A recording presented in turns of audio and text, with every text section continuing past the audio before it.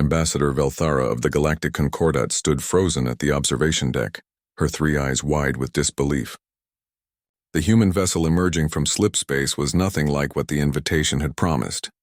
They were supposed to send diplomats, she whispered, her translator barely catching the tremor in her voice. The ship that materialized before the diplomatic station was a monster. Scarred armor plating covered its hull like the hide of some ancient war beast. Weapon ports lined its flanks in neat, deadly rows. Energy signatures blazed across her scanner, power levels that could crack a moon in half. This was no diplomatic courier. This was a predator. "Hail them!" Velthara commanded, her secondary arms trembling. Immediately. The communications officer, a young Zentari whose scales had paled to near white, complied. Moments later, the view screen flickered to life.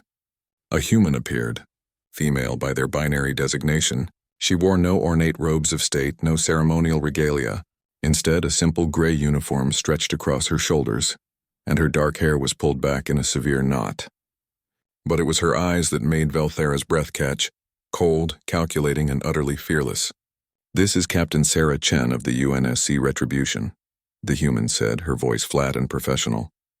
"We're responding to your invitation for first contact proceedings." "Captain?" Velthara felt her diplomatic composure slipping. "We requested Earth send diplomatic representatives. We specifically outlined—" "We received your transmission," Chen interrupted smoothly.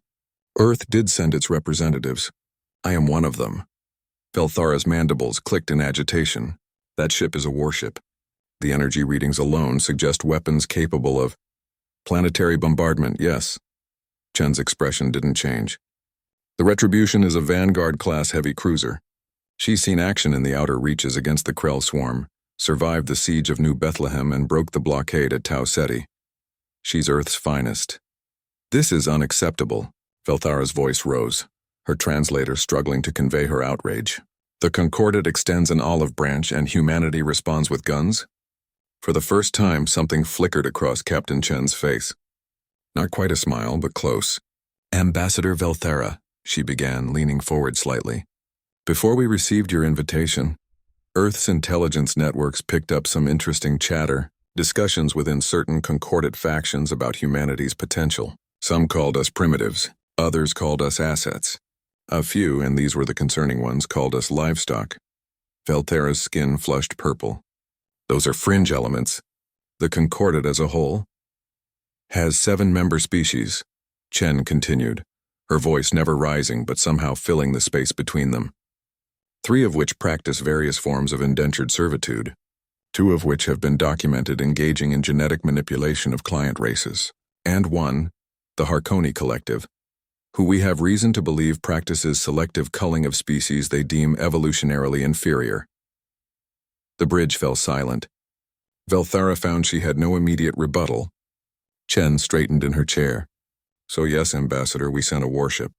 Because humanity learned a long time ago that when you sit down at a table with predators, you'd better make damn sure they know you're not prey." "We are not predators," Velthara protested, though her voice lacked conviction. "No?" Chen's eyebrow arched.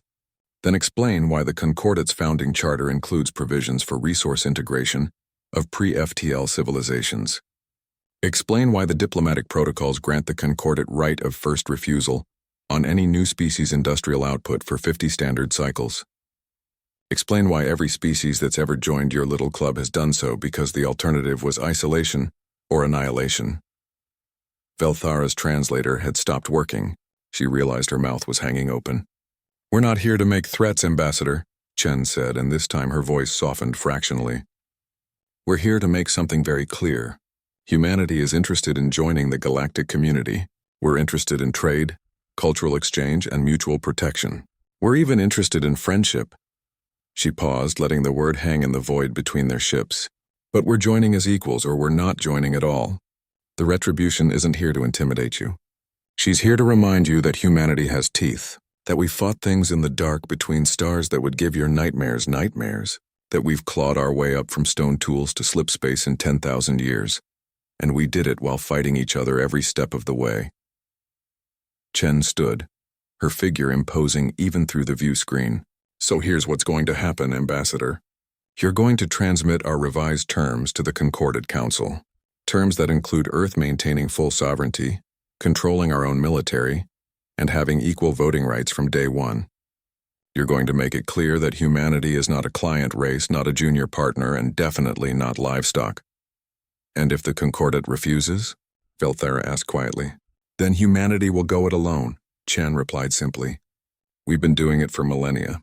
We can do it a while longer, but I think you'll find that the Council will agree, because the alternative is having humanity out there, building our own alliances, growing our own sphere of influence, and eventually becoming either a rival or a threat. Velthera studied the human captain for a long moment. She thought of her own species' history, of the wars and conquests and subjugations, of how the strong always dictated terms to the weak, and she realized with a mixture of terror and respect that humans had learned the same lessons. I will transmit your terms, she said finally. Chen nodded. We'll await your response. Oh, an ambassador? Next time we'll send the diplomatic corps. But the retribution will be in orbit, just so everyone remembers the conversation we had today. The view screen went dark. Velthara turned to her staff, who stared at her with various expressions of shock and confusion. Send the terms, she ordered. All of them. And recommend that the council accept. But ambassador, her aide protested. They're demanding full equal status without any probationary period. No new species has ever— Do it, Velthera interrupted.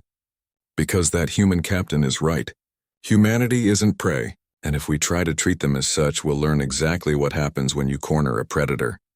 She looked back at the view screen, where the image of the retribution still dominated the display, all guns and scars and barely contained violence.